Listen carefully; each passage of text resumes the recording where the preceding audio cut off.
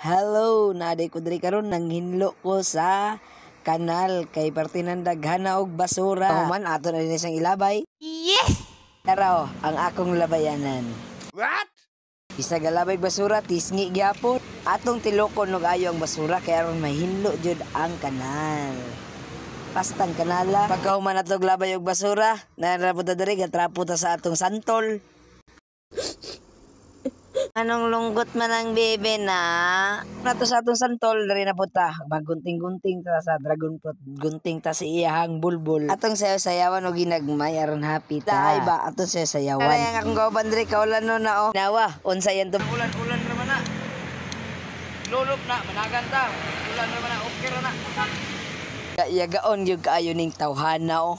Ta, mapil o gunting ang kamot.